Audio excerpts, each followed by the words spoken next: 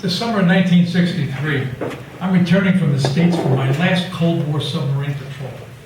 At a duty-free shop in Prestwick, Scotland, I'm allowed to purchase 4 imperial quarts of whiskey. That's 5 American quarts. That's more than a gallon of booze. I hit the States. I'm ready to party. Doc and I leave New London, Connecticut by train. We're headed for a weekend in Philly where both of our families are from. Doc's a lifer in the Navy. He's in forever. He's about 10 years older than me. He's from North Philly.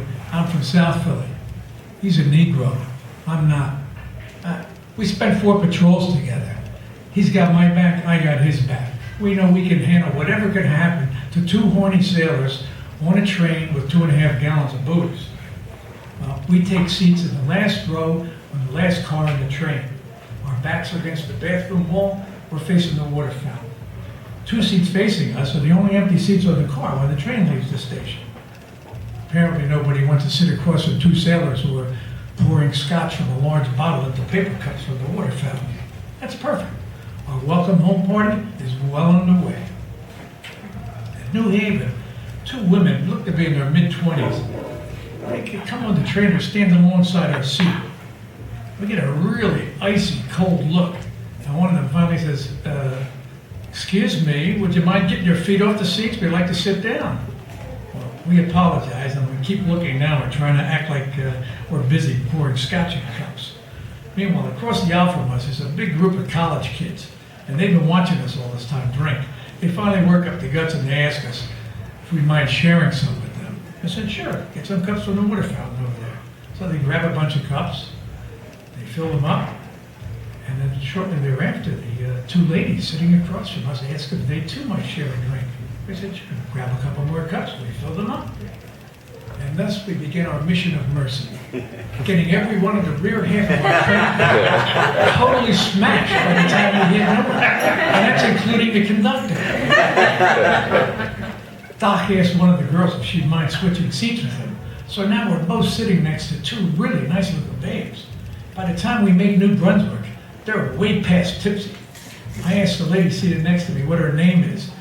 She giggles, and then she says, Gwenny, but you can call me Weegee. And then she giggles again.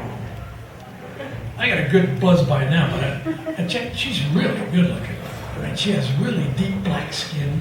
She's got a beautiful face and a beehive hairdo. You know, the ones that the Supremes wear. She's wearing tight-fitting dungarees, a way too small t-shirt, and she's got a chest that looks like the bumper guards on a 55 Cadillac Eldorado. You old guys know what that is.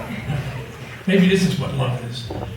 With everyone drinking our booze, we killed 3 bottles of scotch by the time we hit the North Philly station. Doc suddenly jumps up, hey, this is my stop, this is my stop. A chorus of drunken voices behind us starts yelling, stay on the train, stay on the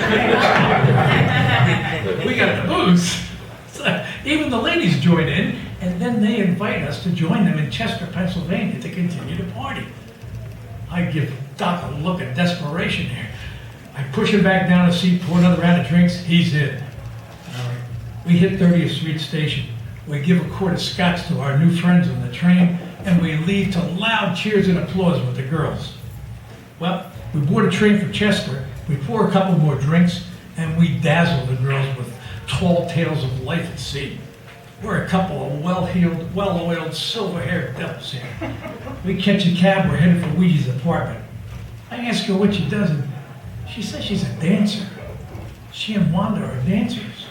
Very cool. I'm thinking like go-go dancers, you know, the TV show Shindig. They're in a cage, white vinyl knee boots, white vinyl miniskirts, low-cut things, you know, like, wow, that's okay. Yeah, okay. Well, Weegee and I are making out hot and heavy in the back seat of the cab now, and I overhear Wanda whispering to Doc, what's with the white guy? What's he doing hanging out with us? Doc says, don't worry, he's good. Are you sure? I said he's good, drop it. She does, never comes up again. Now we're in Weegee's living room. We got ice cubes and we got glasses with our drinks. The girls switch to rum and coke. Wanda puts Dedicated to the One I Love on the record player. Weegee and I are dancing real slow, very tight, and we're grinding hip to hip. We're making out, a lot of tongue going on there. When the song ends, Wanda leans in and says to Weegee, let's do it. They smile and they leave for the bedroom. Doc and I chug down another scotch. When the girls come out of the bedroom, they're wearing tasseled pasties, tiny sequin G-strings, and spike heel shoes. Holy shit, they're strippers! Doc and I look at each other like two gold miners who just hit the mother lode. Weegee puts on an R&B record with a heavy backbeat, and they're bumping and grinding their way through their routines so it was like inches away from our face. I don't know, the combination of the music, the scotch, the perfume, the erotic dancing, too much stimulation. I just spent 60 days underwater in the North Atlantic. Within milliseconds of the music ending, Weegee and I are both naked on her bed, and we're trying to fill hands, eyes, mouth, every available body part with each other. To this day, I have never encountered a woman with such an incredible body. Wow.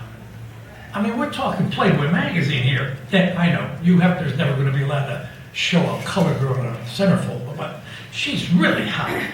And she's sweet and she's funny, and I'm totally absorbed with her for the whole weekend. We're smoking, drinking, occasionally eating, mostly making love through an amazing 2 days and nights.